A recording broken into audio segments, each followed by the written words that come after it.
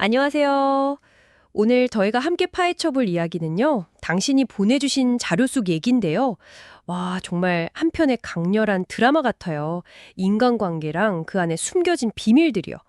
순수한 청년 투, 그리고 그의 비밀스러운 연인 린, 또 예상치 못한 인물들이 아주 복잡하게 얽혀 있더라고요. 네, 맞아요. 이 자료 보면 겉으로는 그냥 사랑 이야기인가 싶기도 한데 그 속을 들여다보면 배신, 오래된 원한 그런 것들하고 각 인물들의 아주 복잡한 동기가 숨어 있어요. 특히 한 가족을 둘러싼 어두운 비밀, 그 통제욕 같은 게 개인의 삶을 어떻게 막 뒤흔드는지 그런 걸 보여주는 흥미로운 사례죠. 네, 당신이 궁금해하신 이 이야기의 어떤 핵심, 그리고 가장 흥미로운 지점들 지금부터 같이 한번 살펴보죠. 시작은 투라는 청년이에요. 가난하지만 가수를 꿈꾸는 회계학도. 네, 투. 근데 우연히 린이라는 영화과 학생을 만나게 되죠.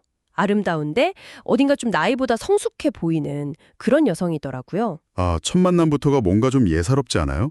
투는 린한테 뭐랄까 강하게 끌리는데 바로 이 만남 자체가 그를 예상치 못한 길로 이끄는 시작점이 되는 거죠.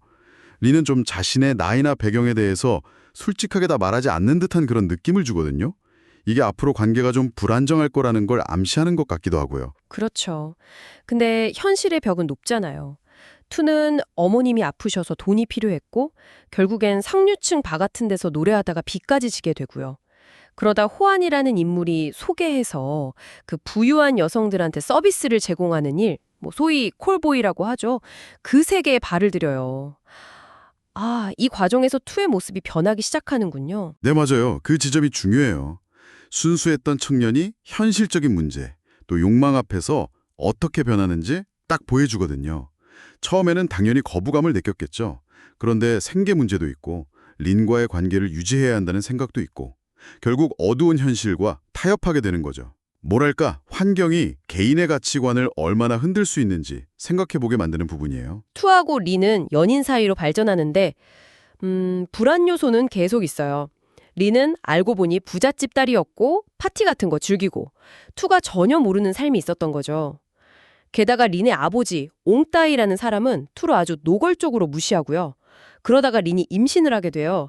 그래서 투는 결국 처가살이를 시작합니다. 아, 이 결혼은 뭐랄까, 시작부터 좀 위태로웠던 거죠. 경제적으로 자립도 못했고 장인은 자기를 경멸하고 또 리는 뭔가 비밀스러운 행동을 계속하고 겉으로는 가정을 이룬 것 같지만 관계의 기반 자체가 아주 취약했던 거예요. 근데 출산 후에도 린은 육아보다는 자기 생활을 더 중요하게 생각해요. 바로 이때 투가 아기를 돌보면서 장모 바란하고 예상치 못한 교감을 나누게 됩니다. 젊고 아름다운 장모인데 투가 거기서 묘한 매력을 느끼기 시작한다는 거죠. 네, 이 관계 변화가 아주 흥미로워요. 린에게서는 찾을 수 없었던 어떤 성숙함, 또 외로움 같은 걸 투가 바란에게서 발견하는 거예요. 동시에 장인 옹따이는 계속 집을 비우고 외도하는 정황이 보이고 바란 역시 젊은 투에게 약간 의지하게 되는 거죠. 서로의 어떤 결핍이랄까? 그런 게 좀 위험한 끌림으로 이어지는 겁니다. 와, 상황이 점점 더 극단으로 가네요. 투가 린이 자기 친구 남하고 바람 피우는 현장을 목격해요. 그런데 놀란 건 분노하기보다는 린한테 약간 자유를 주는 듯한 태도를 보여요.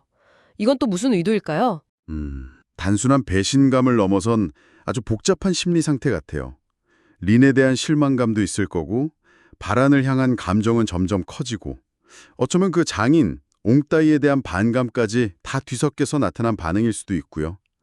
결국 린이 아버지랑 남 이렇게 셋이 출장을 간 사이에 투와 바란은 서로의 외로움과 욕망에 이끌려서 넘지 말아야 할 선을 넘게 되는 거죠. 자, 여기서부터 이야기가 정말 완전히 새로운 국면을 맞습니다. 투가 집에서 오래된 사진 한 장을 발견하는데 사진 속에 젊은 옹따이, 마이라는 여성, 토아이라는 남성, 그리고 어린 바란이 같이 있어요. 도대체 이 사람들은 무슨 관계였을까요? 네, 이때 바란이 털어놓는 과거 이야기가 정말 충격적입니다. 마이라는 여성은 옹따이가 젊었을 때 아주 깊이 사랑했던 여자예요. 그런데 옹따이는 마이가 자기 친구 토아이랑 외도했다고 의심해서 그녀를 내쫓아버립니다.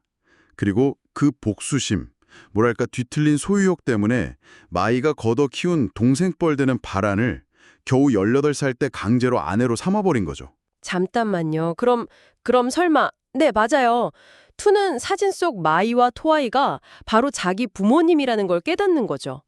옹따이가 자기 어머니를 의심해서 내쫓았을 뿐만 아니라 어머니나 다름없던 바란의 인생까지 완전히 빼앗고 조종해왔다는 사실에 투는 정말 엄청난 충격과 분노를 느끼게 됩니다. 그쵸.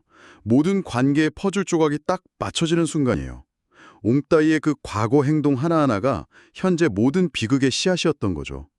심지어 린 역시 바란의 친딸이 아닐 수도 있다는 것. 옹따이가 자기 목적을 위해 이용한 또 다른 존재일 가능성까지 제기돼요. 진실을 알게 된 옹따이는 이제 투를 납치해서 살해하려고 해요.